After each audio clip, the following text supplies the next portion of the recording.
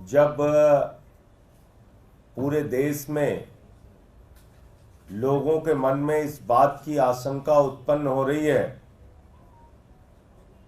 तमाम राजनीतिक दलों के नेताओं के और कार्यकर्ताओं के मन में ये बात लगातार मजबूत और दृढ़ हो रही है कि 2024 का चुनाव अंतिम चुनाव है और इसके बाद गलती से अगर मोदी जी की सरकार आ गई तो देश का संविधान बदल देंगे, चुनाव खत्म कर देंगे, आरक्षण खत्म कर देंगे, किसानों और युवाओं के अधिकार, महिलाओं के अधिकार को छीन लेंगे। इस बात की आशंका हर दिन मजबूत हो रही है, प्रबल हो रही है और इसके एक नहीं अनेक उदाहरण है क्यों यह धारणा मजबूत हो रही है लोगों के मन में।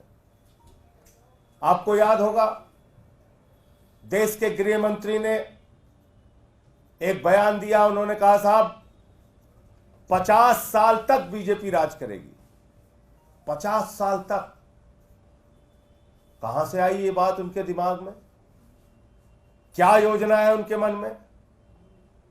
चुनाव कौन जीतेगा कौन हारेगा ये तो जनता तय करती है। तो 50 साल तक बीजेपी राज करेगी, ये देश के गृह मंत्री अमित शाह जी बोलते हैं। दूसरी बात, इनके एक आरएसएस के बड़े प्रमुख नेता हैं मोहन वैद्य जी। 2017 का उनका बयान है, वो कहते हैं देश में आरक्षण खत्म होना चाहिए। 2015 में आरएसएस के प्रमुख, आप सब जानते हैं, देश के लोगों के लिए तो संविधान बाबा साहब डॉक्टर भीमराव अंबेडकर जी ने जो लिखा वो भारत का संविधान है, लेकिन भारतीय जनता पार्टी के लिए संविधान वो है जो आरएसएस के प्रमुख लिखते हैं। उनको देश के संविधान में आस्था नहीं है, क्योंकि देश के संविधान को तो बदलना चाहते हैं, तार तार करना चाहते हैं। वो किसके संविधान को मानते हैं?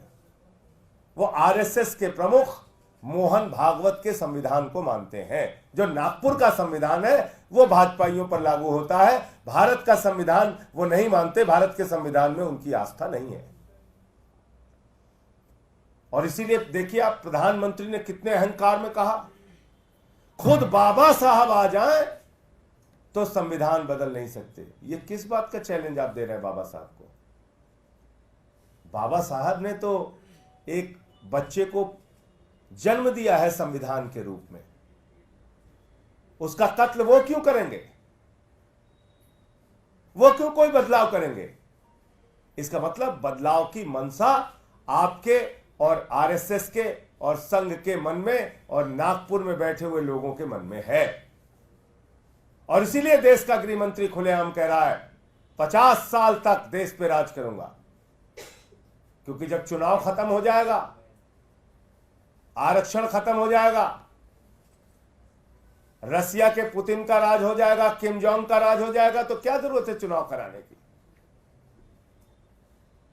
तो मैं आपको बता रहा था कि मोहन भागवत ने 2015 में बिहार विधानसभा के चुनाव के पहले कहा कि देश के अंदर आरक्षण खत्म होना चाहिए, आरक्षण की समीक्षा होनी चाहिए।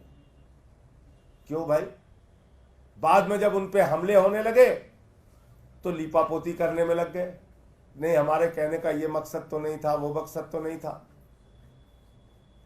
तो इसलिए अब जो मैं बात आपको बताने जा रहा हूं, 2024 के पहले की योजना जो आपको बताने जा रहा हूं, वो प्रमाण सहित आपके सामने है।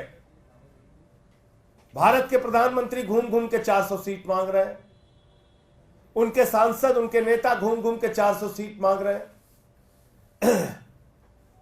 ये 400 सीट उनको अपने काम पे नहीं चाहिए, इस बात पे भी नहीं चाहिए कि उन्होंने बेरोजगारों के लिए क्या किया, नौकरियां दी कि नहीं दी, महंगाई कम किया कि नहीं किया, किसानों की आय 2 गुना हुई कि नहीं हुई, सबको पक्का मकान मिला कि नहीं मिला, काला धन आया कि नहीं आया, 15 लाख खाते में गया कि नहीं गया। इन सवालों पे वो चुनाव में वोट नहीं मांग रहे, अपने किसी काम की चर्चा नहीं करते। इलेक्टोरल बॉन्ड के भ्रष्टाचार हो, चाहे नोटबंदी का भ्रष्टाचार हो, किसी मुद्दे पर चर्चा नहीं करते वो।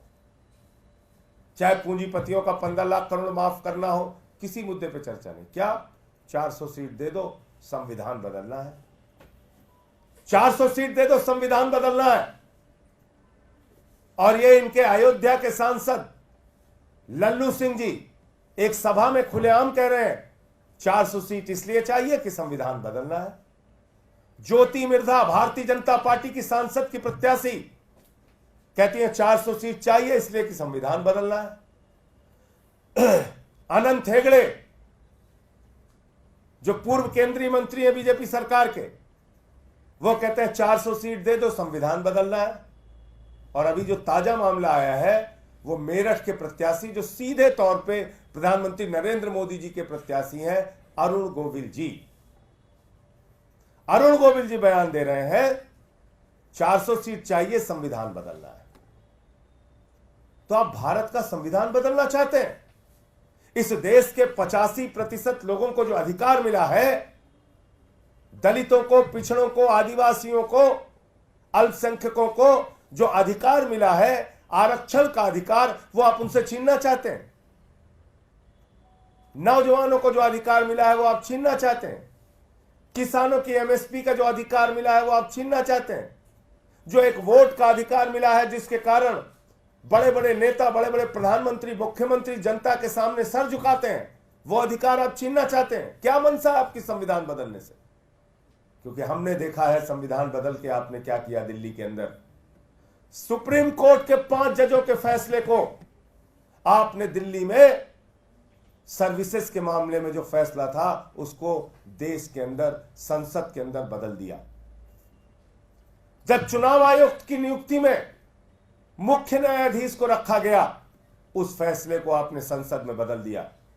तो आपकी मंशा जाहिर है, आप नागपुर का संविधान इस देश में लागू करना चाहते हो। और मैं आपसे कहना चाहता हूं, भारत का संविधान, बाबा साहब डॉक्टर भीमराव अंबेडकर के द्वारा लिखा गया संविधान, उससे अगर कोई छेड़छाड़ करने की कोशिश करेगा तो उसके खिलाफ जान की बाजी लगा के हम लोग लड़ने का काम करेंगे।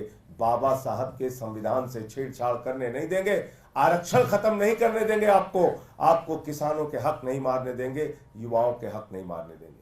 आपने संविधान बदला है, ट्रेलर दिखाया है 2019 से 24 की सरकार ने, और 24 में आपने जीतने के बाद मन बना लिया है कि आप आरएसएस का, संघ का और नागपुर का संविधान देश में लागू करेंगे, जो संविधान कहता है आरक्षण तो खत्म होना चाहिए।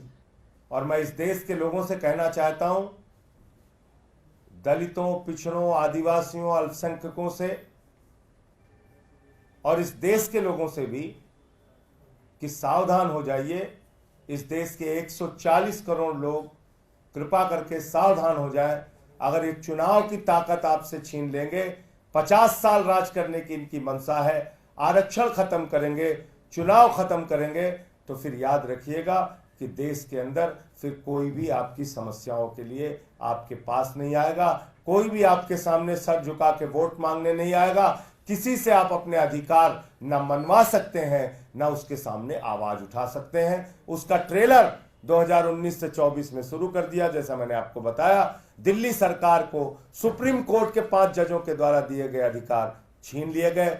सुप्रीम कोर्ट के द्वारा चुनाव आयुक्त की नियुक्ति में मुख्य न्यायाधीश को रखने के मामले को संसद के अंदर बदलाव कर दिया गया। और अगली तैयारी इनकी है 50 साल राज करने की मंशा को लेके। जो नागपुर का संविधान है, जो भागवत का संविधान है, जो मोहन वैद्य का संविधान है, जो कहता है आरक्षण खत्म करना चाहिए, वो संविधान इस देश के अंदर ये अपना संविधान लागू करेंगे, बाबा साहब का संविधान खत्म करेंगे। मुझे इतनी बात कहनी थी। आपको कोई प्रश्न हो तो आप पूछ सकते हैं। संजय जी, आप खुद सांसद हैं, आप लोग संविधान पे काम करते हैं, नए कानून बनाते हैं। इस देश में भारतीय जनता पार्टी से पहले कितनी बार संविधान में संशोधन हुआ है, नए संविधान बने हैं, और इस देश की प्रस्तावना में तक को भी चेंज किया गया। क्या वो संविधान बदलना नहीं था? संशोधन और पूरी तरीके से बदलना, आपने अनंत हेगड़े को सुना ना, लल्लू सिंह को सुना। ये संविधान को बदलने की प्रक्रिया शुरू कर चुके हैं। मैं तो कह रहा हूं आपसे, आप बताइए, चुनाव आयुक्त की नियुक्ति में देश के मुख्य न्यायाधीश को आपने संसद के अंदर कानून लाके हटा दिया।